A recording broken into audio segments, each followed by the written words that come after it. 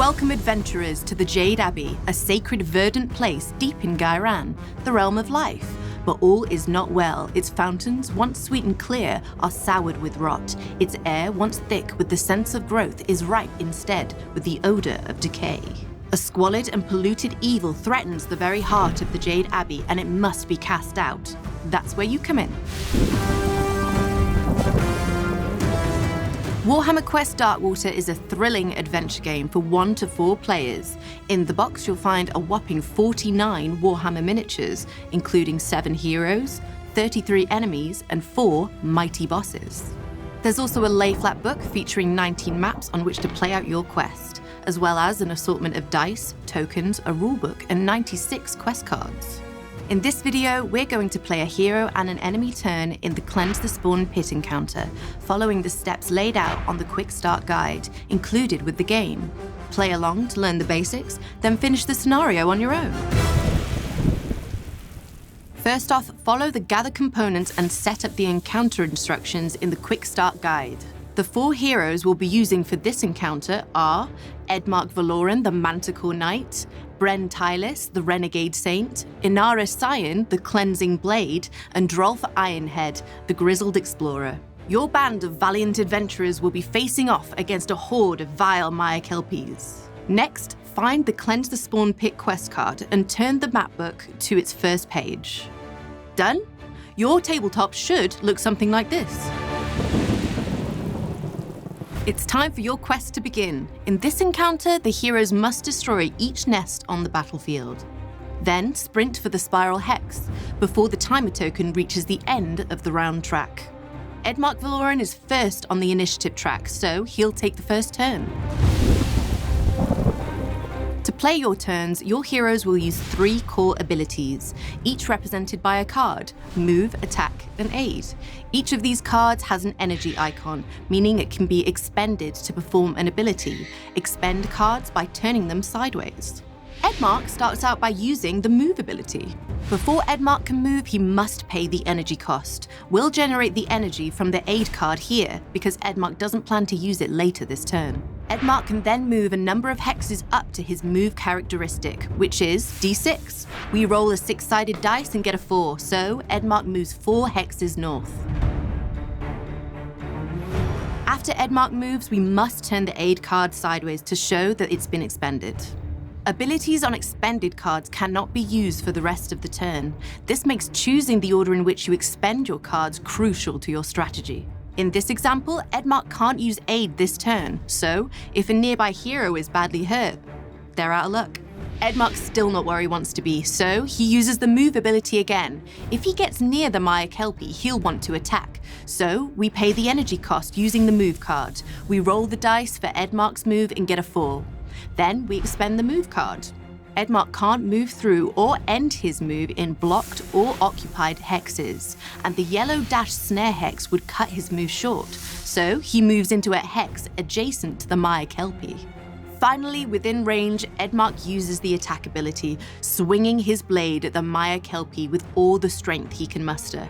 We choose the attack card to gain energy from, the only ability we haven't expended. Edmarc's hero card shows that his sword attacks have a range of 1 hex, that we roll 2 dice for him to attack, and that we need to roll a 3 or higher for him to score a hit. We roll a 2 and a 6. The 2 is a miss, but the 6 scores a critical hit, which scores 2 hits instead of 1. The Maya Kelpie's defense characteristic is 0, so it can't block either of the hits, and it takes 2 damage. As its health characteristic is only 1, it's slain. We've taken our first step towards cleansing the spawn pit. The Maya Kelpie's not quite done though. Its splat ability means it explodes when struck by a critical hit, inflicting 1 damage to nearby heroes. Move Edmarc's damage token down 1 space to show that he's lost 1 health. Once a hero or enemy has no health left, it's incapacitated. With Edmarc's core abilities expended, his turn ends. Flip his initiative token. The player with the leader token is responsible for activating enemies. In this case, that's the player controlling Edmarc Valoran. The Maya Kelpies have a group activation number of 3, so in each enemy turn, the nearest 3 Maya Kelpies to the hero that just finished their turn will activate. That's Edmarc, and the remaining Maya-Kelpies want revenge on the hero who killed their friend. Start with the Maya-Kelpie closest to Edmark. The action queue on the enemy card shows how it activates each battle round. As the action token is on the top row, roll a black action dice for the Maya-Kelpie. The leader rolls advance twice for the first Maya-Kelpie. This action means the Maya-Kelpie moves its full movement characteristic twice in the direction of the nearest hero. It moves as far as possible, trying to reach a hex next to that hero. The Maya-Kelpie has a move characteristic of 2, so it moves 2 hexes and ends the move next to Edmark. Because it's already next to a hero, the second advance action becomes a quick attack. The leader rolls 1 dice for the Maya-Kelpie attack and needs a 4 or higher to hit. Luckily for Edmark, quick attacks can't score critical hits. The leader rolls a 4, so the Maya-Kelpie hits. Thanks to his impressive plate armor, Edmark has a defense characteristic of 3+, which means he needs to roll a 3 or higher to deflect the damage and avoid losing health. We roll a dice and get a 5, successfully blocking the hit and avoiding any damage. Furious that such a lowly creature dared attack him, Edmark can now counterattack using his Flaring Temper ability, which goes off on a roll of 5 or higher. Unfortunately, we roll a 3. The Maya-Kelpie's safe for now. The next 2 nearest Maya-Kelpies to Edmark must now activate. The leader must roll the black action dice for each of those enemies and carry out their actions. Finally, at the end of the enemy turn, resolve the Endless Waves rule on the encounter card. The Endless Waves rule means that even as you slay the foul creatures, more slither from their corrupted nests. Place the slain Maya-Kelpie in a Nurgle hex that doesn't already have a hero or enemy in it.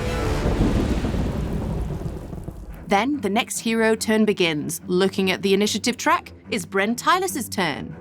Continue taking hero and enemy turns until you reach the end of the initiative track, and therefore the end of the battle round. Move the action token on the Maya-Kelpie's action queue to the next row. Flip each hero's initiative token back over and move the timer token 1 space to the right on the round track. We go again, starting with Edmark's second turn. All of his expended abilities are refreshed, ready to wreak havoc on the foe once more and render their putrid nests to naught but rotten heaps.